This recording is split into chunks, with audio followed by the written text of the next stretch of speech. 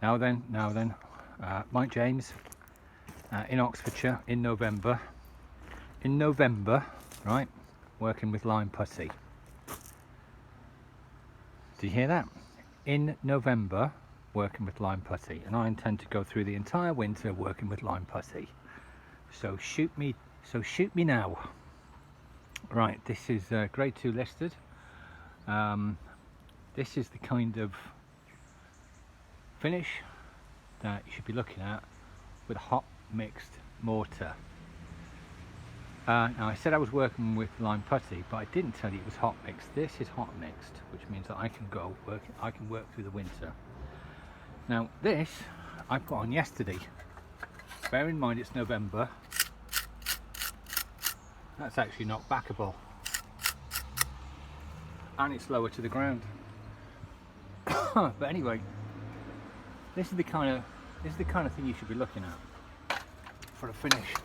Just in the process of putting the final touches to this, but you should be looking really at a flush finish. Now this is obviously in the process of drying out. It'll look a lot different when it is dry, but this is how flush you need to be going with lime mortar. Now an ordinary lime putty will not allow you to go this flush because it just hasn't got the free lime content, and a natural hydraulic lime will not allow you to go this flush. And what you can see here is there are some aggregates showing, but they're not shown off in the same way that you'd expect from an ordinary lime putty, a cold mix lime putty, or a natural hydraulic lime, and that's because of the free lime content. And you know, I mean, so I'm working in middle of November actually. And everybody's going to be saying, "Oh my God, you know, you can't do that, you can't do that." And my attitude is, well, why? Why not? What's the problem? You know, what does everybody know that I don't know? I mean, people keep telling me about frosts, but I can tell you this: that as soon as hot mix mortar is case hardened, it's completely resistant to frost. You see, you have to remember that for something to freeze, it has to have a high water content, right? Water will freeze because that's all it is. It turns to ice. You know, it's basically all about ice crystals. But you try getting ice crystals to form in something which is 90% free lime. What you've got to remember is that a hot mix mortar can cope quite easily with a little bit of expansion and retraction whilst it's in the process of curing, right? Also, over winter, you don't have to worry about protection, and you don't have to worry. You have to worry about protection so much. It's nice actually to not have to hang hessian in the winter, because in summer, my God, are you up against it? Because it dries so quickly. So it's happily carbonating there, but there just isn't enough moisture in it to freeze it. You'd have to go down to, oh my God, you'd have to go down to -40.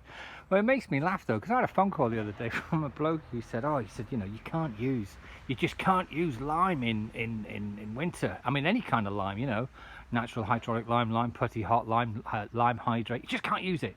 And I said, oh yeah, I was having a little laugh. I said, oh, why is that then? And he said, because of frost. And I said, well, really? You know, pretending to be a bit ignorant. He said, yeah. And I said, oh, right, okay. Then, you know, I wasn't going to argue with him. And I said, but I did say, well, I mean, you know, we use it all through winter. And he was a bit shocked at that. And what he did was he said, well, I've got a degree in conservation or something like that. I don't know, something to do with, you know, antiquated properties, whatever you get a degree in nowadays. And I thought to myself, well, yeah, I've got a degree in psychology, but what it doesn't do is entitle me to deal with people who have psychological issues professionally. Right? I've written the essays, you know, I understand the concepts, I've got the bit of paper, but no clinician would allow me office space. And the reason for that is because I've only got a degree in psychology. You see what I'm saying? You can have the degree, you can be a surveyor, you can be an architect, But ultimately, unless, it's like bakers. Somebody could have studied the art of baking bread. It does not make them a baker. What makes them a baker is getting up in the morning and going to do it every single day, right, throughout the boiling hot summers, at height, low to the ground, in the rain, in the snow, in the hail, dealing with frosts, understanding the impact of the various different microclimates. This garden, for example, got an amazing microclimate. It's actually really quite cold in this garden. But anyway, so this lime putty, because it's sand slaked in situ, it's got a very high free lime content, and that's what it's all about. You see, what you've got to be thinking about as well in winter, if you're using a natural hydraulic lime, there's no reason why you can't use a natural hydraulic lime too. And the reason for that is because actually there's no reason you can't use a natural hydraulic lime too with a high free lime content, because at the end of the day it's the high free lime content that'll stop it from freezing or reduce the chances of it freezing. What you've got to remember is that cheap natural hydraulic lime has got a low free lime content, and it's just full of rubbish, and it doesn't come out of the ground like that. The manufacturers actually get lime and then add stuff to it to reduce the free lime content and increase the hydrolicity. So to be perfectly honest with you, I mean, there is a place for natural hydraulic lime, there is a place for lime putty, there is a place for hot lime, and there is a place for lime hydrate. But I've got to say, to be perfectly honest with you, I'm pretty sold on hot lime, and the reason for that is because it's just such a lovely flush finish. Just tell me there's some that's just rubble stone there.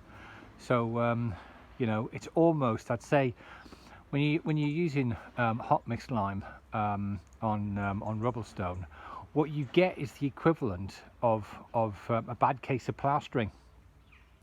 But it's very, very effective, and ideally what would set this off is a lime wash over the top, because at the end of the day, if you've got a nice porous mortar with a high flexural strength, low compressive strength, then you should really be making the most of the of your building and having it lime washed. But it's really gone out of fashion now, and it's only because people just don't understand that the need to, that you can eradicate damp on a period property if you just use lime. So lime, very porous lime, so you want to be using natural hydraulic lime too, lime hydrate, very high free lime content, natural hydraulic lime 3.5. You want to be using hot lime for your plastering, and then lime based paints. In actual fact, to be perfectly honest with you, there's no need to buy paints in nowadays.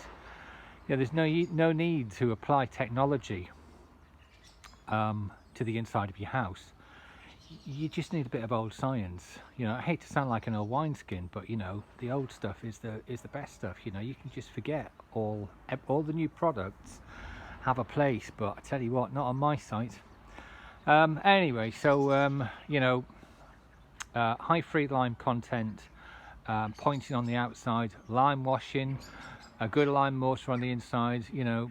There's no reason to disregard NHL at all. Just make sure that it's got piles of lime in it and not loads of clay and silicas and what have you.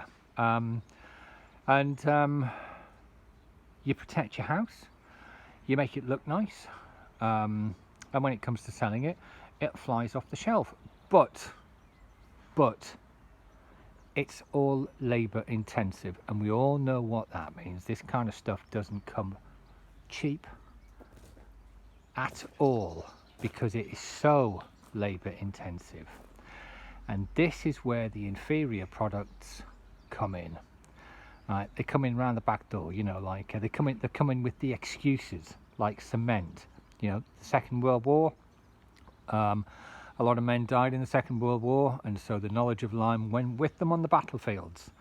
We had to rebuild, and so you know, cheap and quick was necessary. You know, but cheap and quick now have ravaged the built environment, and we all need to go back to, you know, the way things were, and you know, use some good stuff.